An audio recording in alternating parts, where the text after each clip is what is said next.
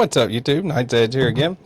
Got a little unboxing, I guess, video for you from Pickled Steel, another knife in the collection, and the few knives in the box that they sent me and a few other people. Checking them out here. Really nice of them to send it. Thanks to Gareth HB. Really appreciate that. Thanks to Pickled Steel and all the good, awesome people. Aldo, all the awesome people involved with Pickled Steel knives. Pretty cool of them to send some stuff for us to take a look at. So this is a prototype. Let's get into it. Thanks to all my viewers, channel members, and Patreons. You guys are awesome. Hit the like button. Again, if you like the content, subscribe if you want more of it. This thing, wow, I wasn't expecting that. All right, this is a slip joint. The note says the prototype. It's in production, but it's a prototype. Bone handles. It just says bone handles. One of many handle materials that they offer. Man, that is crazy. Look at that. Good Lord.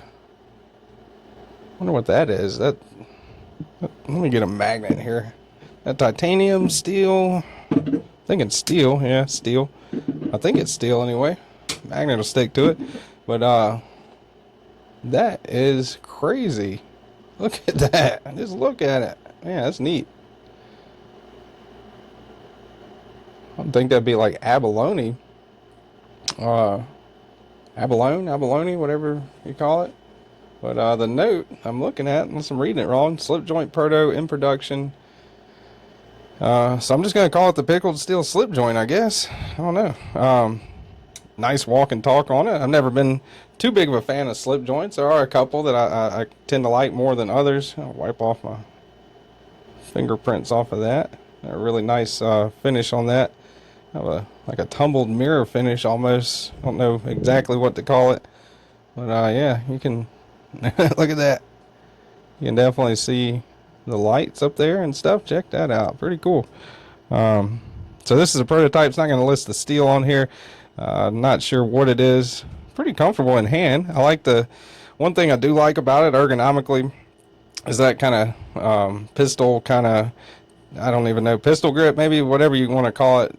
Anything at all, it doesn't matter what the material, can have that where it kind of curves downward, so it kind of locks your hand in pretty good bit, and it actually feels pretty comfortable in hand. It's really surprising how comfortable that feels in hand. Yeah, I mean, I can definitely, it's a slip joint, so I can do that, but it's a pretty strong kind of like a spring, I guess, detent on it. So pretty strong. You can definitely, feels like I would be a little more confident with using something like this than I would something like a case, you know, or just like a traditional old timer slip joint. Let's see. This is not a slip joint. It's an old buck. And put up that next to it for some size comparisons, maybe. And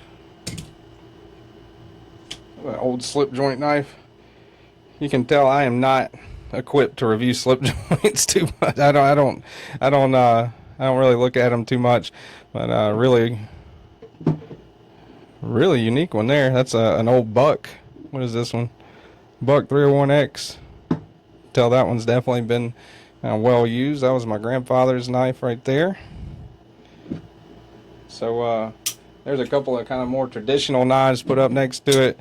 There is your Hinder XM18 and your Chris Reeve knife Unenzon up next to it. So you can tell right there that for the size, you know, the average size of modern folders is a little bit larger than slip joints, but even for a slip joint, that's a pretty good size. Let's see how much you got here. Tip of the blade into the handle, a little over 8 inches. Blade length, you're looking right at about 3 5/8. Hair over 3 5/8, you go all the way back to the handle. Sharpened edge length, you are looking at under 3 1/2, right around 3 3/8, a hair over 3 1/4. Got a little bit of a choil there, a little bit of a sharpening choil. Not too much of a sharpening choil, but a little bit.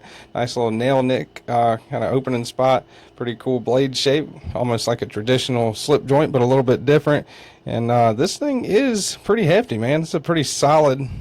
Definitely a pretty solid object for sure. Got a hole cut out there if you want to put like a lanyard or something like that. Definitely a strong detent on this thing. Let's see how much she weighs here. Get out the scale. And 4.5 ounces. So I give you an idea. That's 4.5 ounces. Give you a little bit of an idea. Here's a 3-bladed buck, right? Buck USA, the one I just had out right there. That is a 3-bladed buck, right? Slip joint, 2.9 ounces. So one blade, 4.5, 4.6 ounces. So definitely pretty heavy. Over an ounce and inch ratio. Get a slip it that'll fit. Shouldn't be too much of an issue. Not incredibly cumbersome or super heavy, but if you leave it loose, just a knife in your pocket, yeah, I could kind of see rattling around the pocket. That would be, you know, definitely would get scratched up and end up messing up this really nice finish that they put on here. Trying to get some, let's see, let me get a piece of paper down from up here. Always I've got one or two things that are in the wrong spot no matter what whenever I start a video.